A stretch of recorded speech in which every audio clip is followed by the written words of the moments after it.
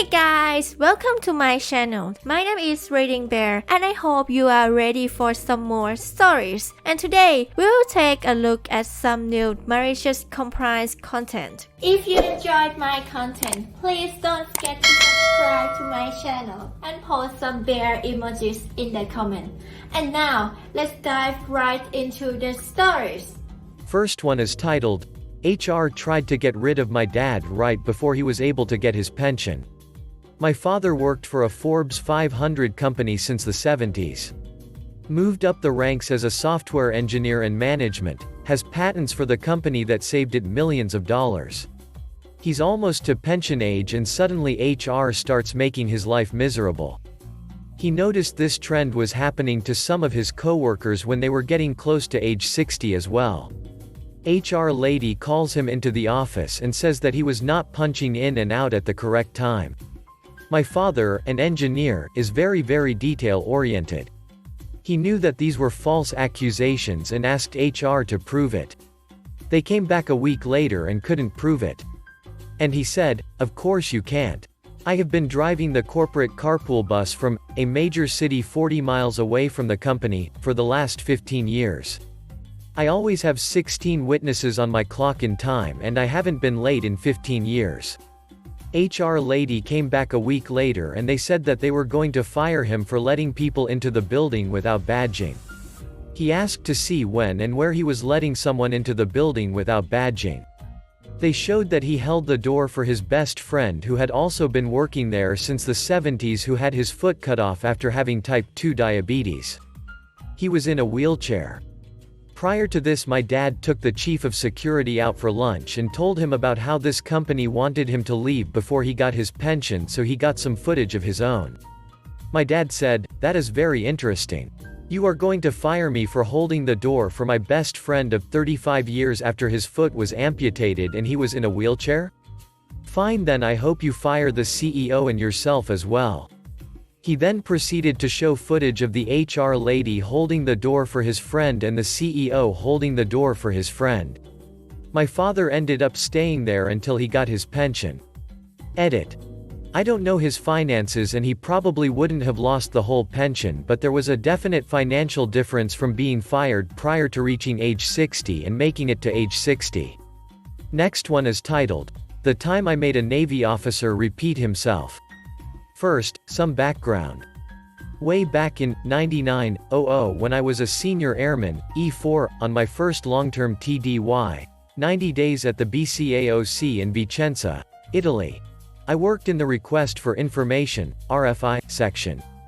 I basically took the RFIs, verified them, validated them, corrected any typos, and then sent them off for collection. There were a lot of liaison officers, LNOs, for the different airborne collection platforms, various services, and/or coalition partners who we always coordinated with. One such LNO was a Navy Commander, 05. Things may be different now, but back then Navy officers did not talk to lowly enlisted, so there are a few things working against me. He's a Navy officer, he's a pilot, and I'm lower enlisted. One day, I received a request specifically for collection on his platform, but I was confused about what they were asking for and wanted to make sure the wording was correct before submitting the request so it wouldn't get kicked back. Me. Sir, I have a couple of questions about this request. Do you mind taking a look at it before I submit it? CDR. Why are you talking to me? Me. Glancing side to side. You're the Navy LNO and the request is for your platform? CDR. You need to route that question through your supervisor. Me. You want me to ask the major to ask you the question? CDR. Yes. All communication between us should go up your chain. Me. Yes, sir. I went back to my section and asked my army major to ask the commander about the request. Maj. I have no idea, ask the commander. Me. I did. Maj. What did he say? Me. That I had to ask you to ask him. Maj. Are you ducking kidding me? Me. Nope. Everything has to go up the chain. Maj. What the duck? Takes the request and goes to talk to the commander. Comes back with the answer and says, "That guy is a douche." No argument from me. Fast forward a few weeks. It's a Sunday and I'm the only one working in the office because we always tried to have minimum manning on Sundays. The commander comes over to ask about an RFI, but he doesn't ask me. He asks the Air Force Technical Sergeant, TSGT, E6, that sits behind me. But the TSGT doesn't work in the RFI section. He just works in the same area and it's a crowded area, so the backs of our chairs are less than 6 inches apart when we're sitting at our desks. So the commander spends a good 10 minutes explaining to the TSGT what he needs, only for the TSGT to tell the CDR he doesn't work in the RFI section. He just sits there, and the CDR needs to ask me. CDR. Well? Q malicious compliance. CDR. Airman. Me. Turns in chair. Yes, sir. CDR. Well? Me. Pretend confused face. Well, what? CDR. I just explained the issue to the TSGT. Me. Yes, sir, but you weren't speaking to me, so I wasn't paying attention. CDR, mutters under breath, repeats everything he just said. Me. I'm sorry, sir. I'm not authorized to answer your question. You'll have to talk to the major when he comes in tomorrow. CDR swears and stomps out of the office. Monday rolls around and the major strolls in with his morning cappuccino. Maj. Did you really tell the commander you weren't authorized to address his issue? Me. I did. Maj. But you are authorized. Me. True. But if everything has to go up the chain, then logically it should have to come down the chain as well. The commander left a month later and his replacement was much more laid back about who he talked to. Next one is titled, "Don't want your hours skewed, then don't tell me I can't go home." I'm sure others here can vouch for how often retail managers care more about their hours, coming in under forecasted manpower numbers. I was a first-line manager, basically a shift supervisor, for this large retail company that was not a super Walmart, but the same sort of deal, definitely a bit more upscale. Anyway, I'm on my tour with the manager I'm relieving and during the walkthrough of the department and he's going over my work from the night before. Evidently the department manager wasn't happy that I didn't finish all my assigned work from the night before. He told me I simply cannot go home until all of my assigned work is complete. I had been given a task that would only take 4 to 8 hours and I got it maybe 75% done that night. Thing is, I was informed I had a week to get this task done and I did stay a couple hours past closing as it was. Unlike all the managers above me, I was still an hourly employee, so my overtime affects our department's hours. I'm scheduled to do 1 hour of OT a shift, but anything above that will be seen in our reports. Still, I'm not written up, but I get an earful. Whatever. I'll finish up easily tonight during my shift and can get the hours back under by leaving when the store closes. Well, that was my intention. The manager ends my tour by leading me back to the stockroom and gesturing to the bay where we kept our loose shelves and shelving accessories. This bay was a mess and finding anything specific you need is an exercise in frustration. We'd like you to go ahead and reorganize this. What? Now the closing shift at this store was 14:30 to 23:30 for managers and there was usually more than enough regular work for this shift and finishing up the previous task was doable, if I hustled. Now it was clear from the way he was talking about this bay, which evidently hasn't been organized in the last decade, is a long-term project, but he did put it on my tour. I didn't even get started on organizing the shelving bay until after the store closed and I had already finished all of my closing tasks. Now at the end of an exhausting 9-hour shift is not the time to start organizing large, heavy shelves and about 1 million different types, sizes of hooks and pegboard accessories. I started by taking up the entire front, floor side, of the stockroom to spread out the assorted shelves and accessories. Just sorting these items out probably took 4, maybe 5 hours. I can tell you that after a certain point even simple tasks, like sorting, easily take 1.5 to 2 times the amount of time it should take. That same manager came in at 6:30 and was shocked that I was still there. "What the hell are you still doing here?" You told me yesterday that I have to get all my work done before I can go home. You knew this was a large task, so what did you expect? Needless to say, he was pissed and sent me home. Luckily I was off that day so I could try to rest. Because that afternoon I was called back in by the department manager to explain why his hours were off for the week. He wanted to cut my shifts for the rest of the week, but I was able to appeal to the store director and show that I had a written tour, following directions, as dumb as they are. I stayed with that company for another 3 years and they never did try to assign me too much work again. Next one is titled, "You expect us to be punctual? Okay, we got it." He was irritated to come out to a secretary's desk and find she wasn't yet seated. She was in the lounge putting away her coat and then fixed herself a cup of coffee, and she sat down at 8:36, instead of 8:30. It happened to be a morning of extreme stress and he really needed all hands on deck that morning. Got it, but he was very short-sighted. The 6 minutes didn't change the course of the day, but his memo to staff certainly did.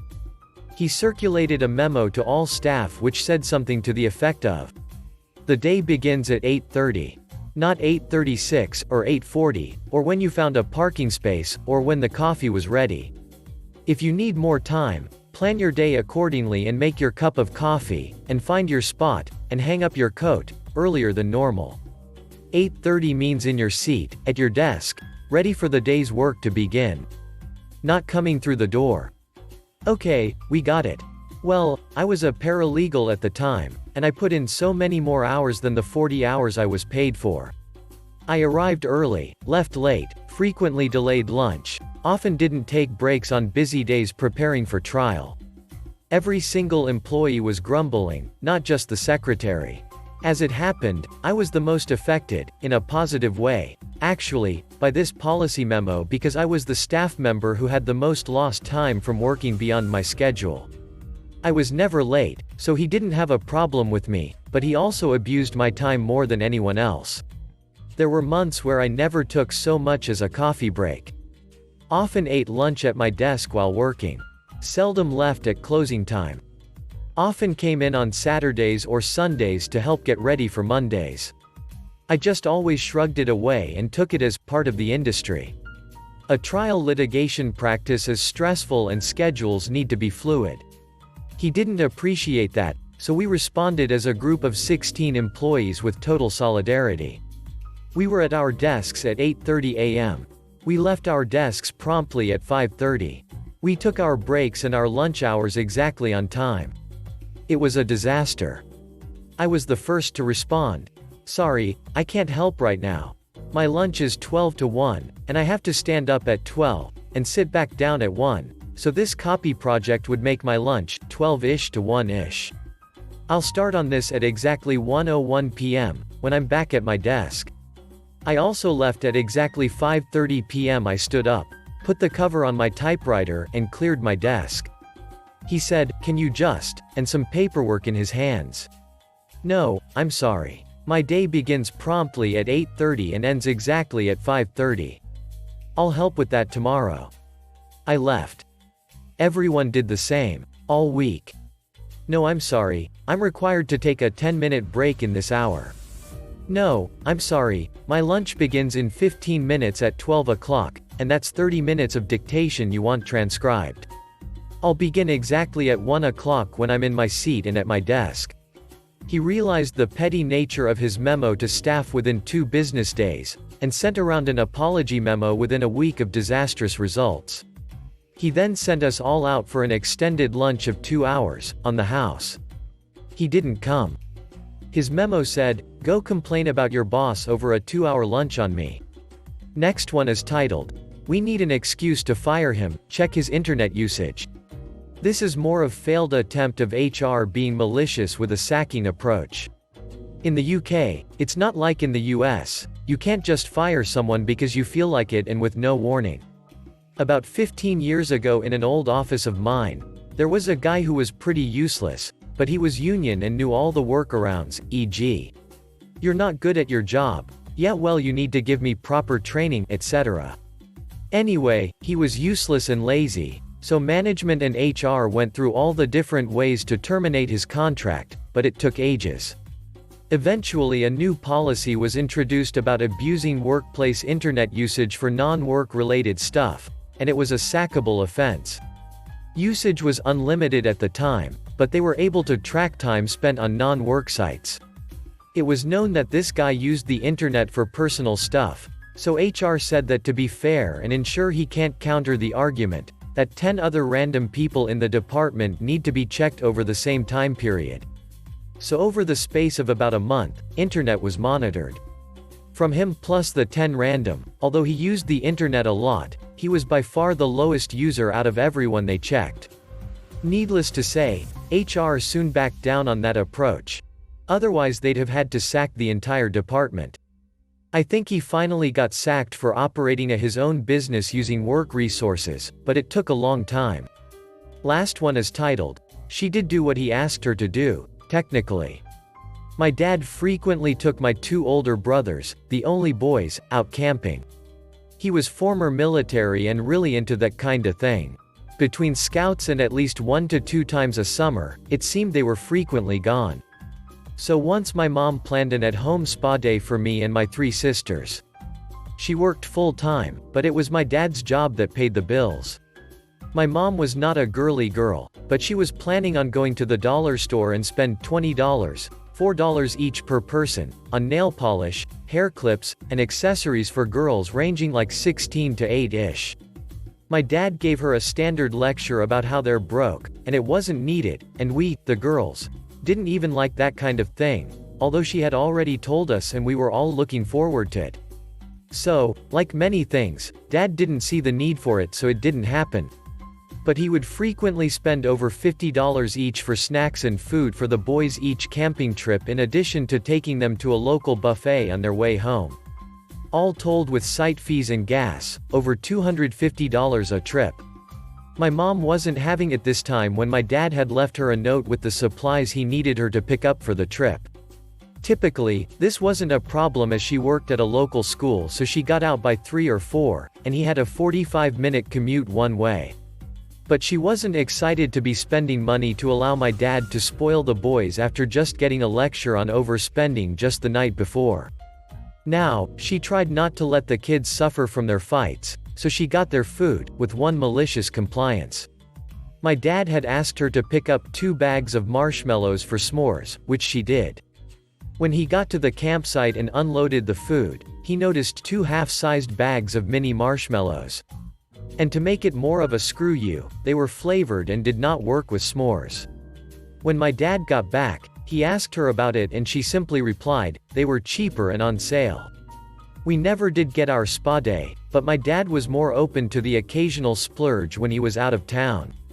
He also cut back his own spending and only took the boys to the buffet on the way home if they were gonna be late or coming from out of state. Edit. He wasn't doing this because the boys deserved spoiling and the girls didn't. He did it because scouts taught skills he thought they could use. As a former military man, he was into, this will help you later in life.